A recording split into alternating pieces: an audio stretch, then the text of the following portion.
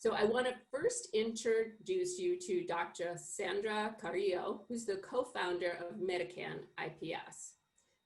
Dr. Sandra Carrillo is a doctor of medicine, and she's a specialist in the cannabinoid-based medicine. She's a member of numerous prestigious medical societies. I mean, there are so many, and I'm sure I'm going to botch the names of some of them.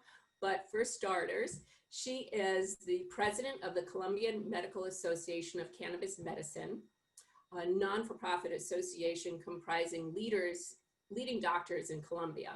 She's also professor in charge of the scientific program at the Medical Cannabis Faculty of Medicine of the University of Panama. She's created educational content. She's trained physicians and health professionals. She's developed research tools. I mean, her CV is endless. Sandra earned her medical doctor degree from the University in Medellin, Colombia, and she holds a master's degree in aesthetic medicine from Balearic Island University in Spain, and completed a master's program of anti-aging and aesthetic medicine in Argentina. She also holds a master's in health services management from the University Latina in Panama, and is certified by the Pharmacology University, a medical cannabis institute, as an expert doctor in cannabis medicine. She's completed the University of Toronto Faculty of Medicine training program for MDs, and she's a member of the International Association for Cannabinoid Medicines. And she's completed her certificate program in cannabis medicine from Amsterdam University in California. She is an advocate for the legalization of cannabinoids for medical purposes, and she is fluent in Spanish and English and conversant in French. So, Sandra, take it away.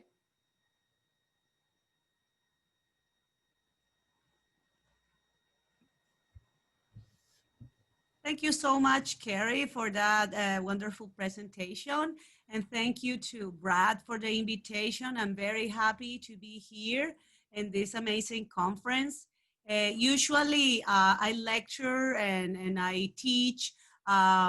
Usually my audience is a lot of doctors and healthcare practitioners, but it's amazing for me also to do some lecturing for the industry, because I do think that we all are an ecosystem, not just doctors, not just patients. I mean, the industry has a paramount role in this, because without the industry, we cannot have the proper products to give the patient access to safe medication. So this is actually a very good opportunity for me to speak in front of this incredible audience.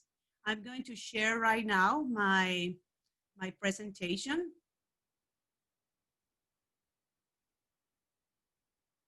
As Carrie mentioned, I am a professor of Faculty of Medicine and University of Panama.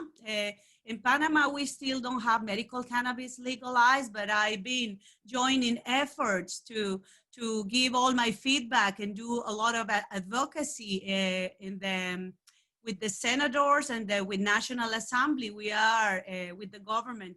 They are creating a good legislation, and we hopefully will be soon having Panama medical cannabis legalized. In the middle of the time, with the Faculty of Medicine of Panama, we've been doing big efforts in training doctors and healthcare practitioners. So this is an initiative that I really applaud from the University of Panama, because usually in all the countries, first is coming the industry, the permits for the growing and all the chain that they need to develop these medical cannabis facilities. But in here we started educating doctors and healthcare practitioners, which I think that by the time that we have the legislation ready, we will have doctors ready to start prescribing. In Colombia, we legalized medical cannabis 4 years ago. And it's been a very interesting journey, because Colombia has a very privileged geographic position for the cultivation, and it has been attracting a lot of industries and companies. But this year, we've been having important breakthroughs in the matter that now we have finally product available for the patients. We have certain formulations that we can use, and it's actually something really good comparing with the rest of Latin America, that they're still struggling to get the proper products for the patients. So I think that's something very important. As Carrie mentioned, I am a co-founder of Medican IPS. We are cannabis clinics all over Colombia. So we have a network of different doctors from different specialties prescribing medical cannabis. So we are the first clinics dedicated exclusively to treating patients with medical cannabis. For starting my presentation, this is very fast presentation regarding to scientific evidence. Usually when I lecture for universities and for doctors, this presentation can take me 2 hours, even 3 hours, because we have a lot of scientific evidence right now, and that is really good. So I would like just to start seeing where we started with medical cannabis. We know that we are not really discovering anything. Medical cannabis is being used even a lot of years before, even 2,700 before Christ was used in Chinese medicine. Then we see also in 1000 before Christ, it was used in Hindu medicine. Then it was used in Greek medicine. We even have in the year 207 after Christ, the main surgeon in the Chinese surgery, he was using medical cannabis combined with wine to do anesthesia to the patients before surgery. And we even have a very famous doctor, his name is Avicenna, was a Persian physician. He wrote a very important book that it was called Avicenna's Canon of Medicine. And he quote in his book how cannabis has so many application. He referred that it was used for gout, edema, infection wounds, and has severe headaches. And then we have in 1839, Dr. William O'Shaughnessy. He was an English doctor who brought cannabis to the Western hemisphere, and he started using all over this hemisphere, and they were using it for many other pathologies. And we could see how in that 1839 medical cannabis was sold over the counter. So it's very sad, because then in 1937 we had Marijuana Tax Act and the prohibition came. So we are losing all the data and all the advances that all these doctors and physicians and scientists did before that because of the prohibition. And then we have Dr. Raphael Mechoulam in 1964, who discovered the molecular structure of the THC. And then we have in 1988, Alan Howlett and William Devane, that they discovered the receptors of CB1. And then we have in 2011, the Israeli government approved the use of medical cannabis for research purposes and for specific pathologies. And at the end in 2016, Canada approved the use of medical cannabis. So we see in here, I had the opportunity to share with Professor Mechoulam last year. I went to Israel, and I actually want to make a mention to him. He's turning 90 this year. It's going to be a big celebration, and very nice and humble and knowledgeable man. In here we have more of the history. We see here how in 1619 they were telling the Native Americans to start growing hemp, and then in between 1929 and 1936. Harry Ashlinger created all these story about how dangerous was cannabis, and then we had the prohibition. So it's very important to do like a very quick briefing. As I say, these conferences talking about endocannabinoid system, scientific evidence, there are conferences that can take hours and hours, but I'm going to do a very, very quick briefing. In here, we know that our body produces endocannabinoids. There are the anandamide and the 2-AG. All the mammals, we produce endocannabinoids. That's why it's so important, because we are born with that. It means our body is designed to use the cannabinoids. We have the phytocannabinoids. They are the ones derived from the plant. And we have the synthetic cannabinoids. All of them interact in different receptors in our body. We have receptors CB1, CB2, and we are discovering every day new receptors that interact with different molecules. So we see in here how complex is the molecule of cannabis, and we see in here how CBD and the different cannabinoids can interact in so many ways with the body, and in every single way interacts with enzymes, with ion channels, with receptors, produce a different situation. So we have a CBD as an anti-proliferative, antibacterial, antispasmodic. We have THCV, bone stimulant, anti-epileptic. We have all the cannabinoids. This is just a very little amount of them, and we have all the properties that they have. So we know that the plant is a complex plant. It has a lot of compounds. Right now, we know about already more than 150 cannabinoids. We have CBD, CBG, THC, and then we have the terpenes. They give the organoleptic properties to the plant. And we have all the linalool, pinene, limonene. And then we have the flavonoids and many other compounds that the plant has. And as we know, our body produces our own endocannabinoids. And we have the receptors CB1 and CB2. The receptor CB1 is concentrated mainly in the brain and central nervous system, and the CB2 are dispersed in the immune system. So in here we see how THC, CBD, and CBN interact in the different receptors.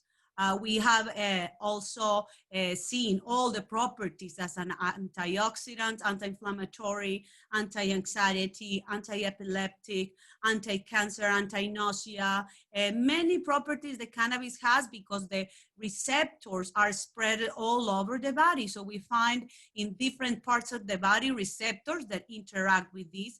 And that is why the endocannabinoid system is in charge of control pain, appetite, sensation, inflammation, thermoregulation, mood, energy, metabolism. So all these things are very important to consider at the moment that you are prescribing the medical cannabis, and it gives you also the idea how complex it is and how important it is that when the patients are going to use medical cannabis, they consult a physician, because the patient should be followed up and monitored by a doctor. Because there is interactions.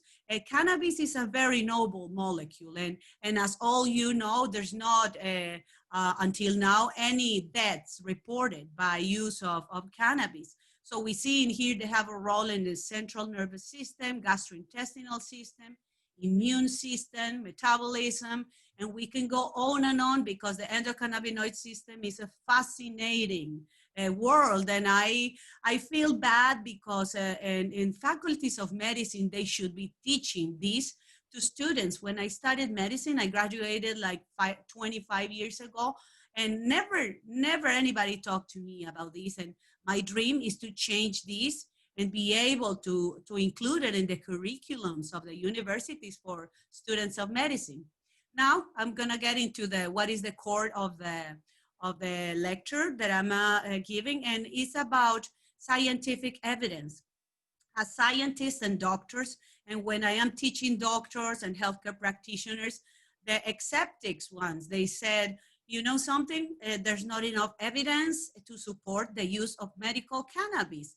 And I love this type of debates because when you're able to prove doctors and even politicians, because remember, they are the regulators, they are the ones who are making possible that the medical cannabis come to the countries, because if we don't have a legalization of medical cannabis, the patients will never have access.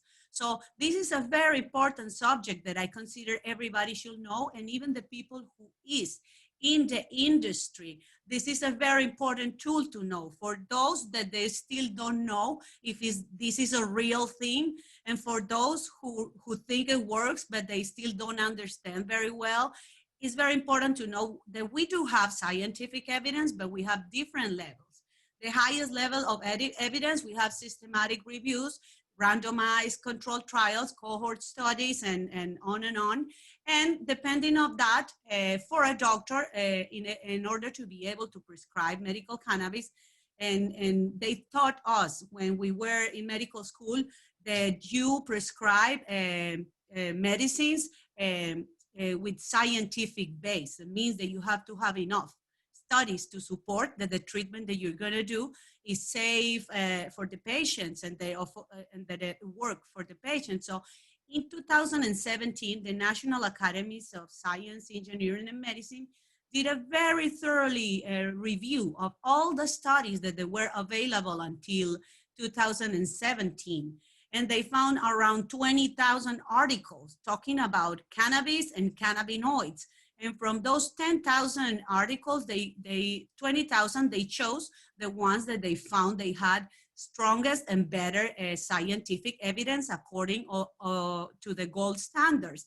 So talking about gold standards, we have randomized placebo-controlled trials, and those are the ones that in the scientific community are considered good quality of studies.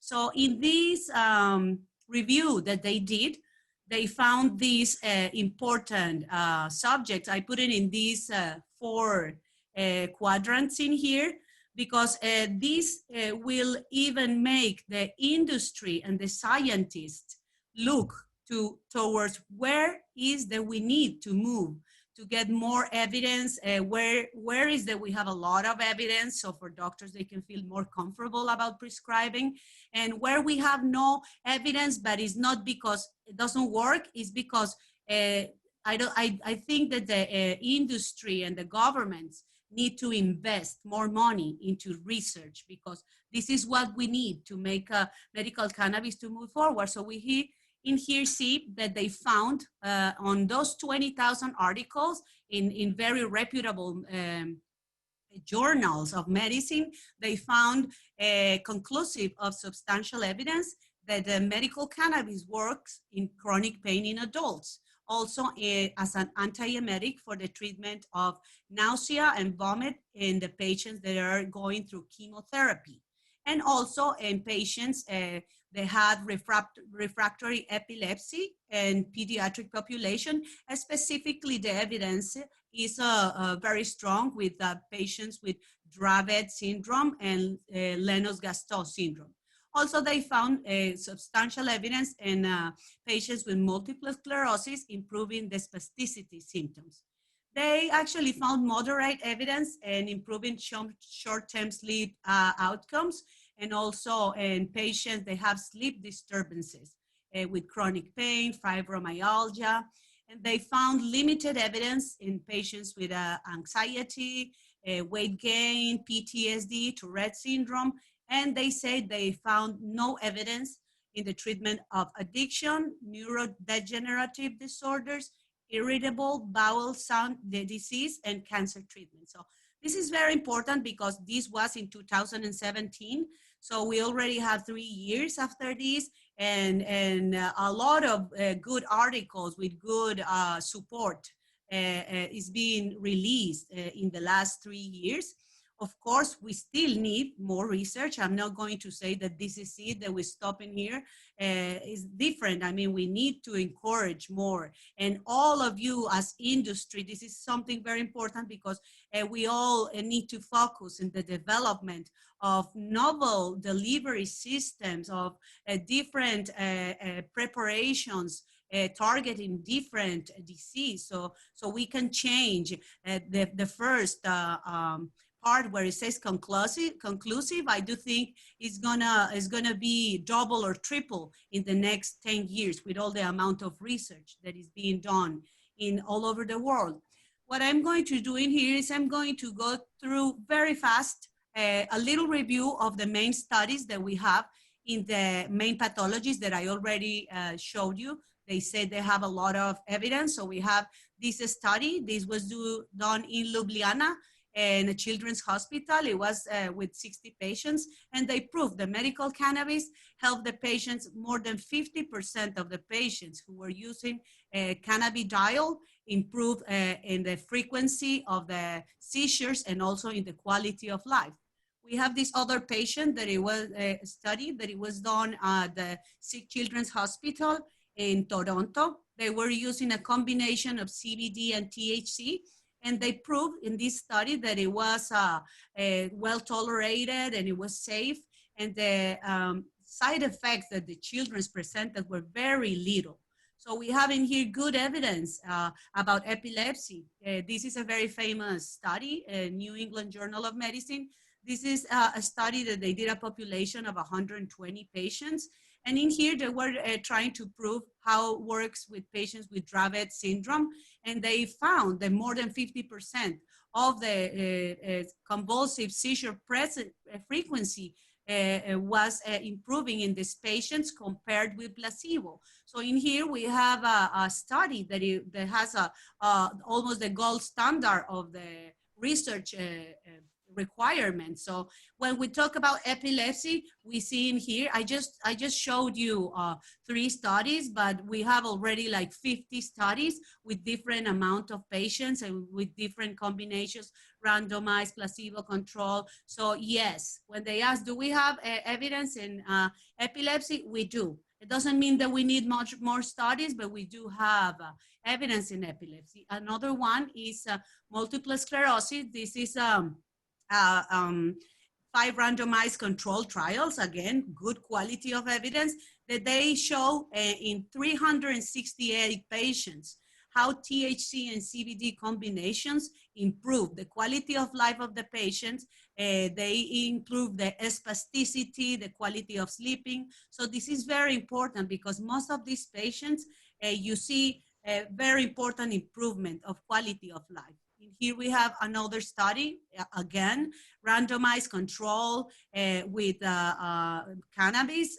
This was like a placebo-controlled parallel group, 66 patients with multiple sclerosis, and they show how spasticity was reduced and how just the side effect these patients presented was dizziness and nausea, but you can reduce those side effects just lowering the doses. The titration is very easy with the patients, and you start a very little doses and you start increasing until the patient finds the sweet point. That is the point where the patient feels the optimum result. So in here we have more evidence about spasticity.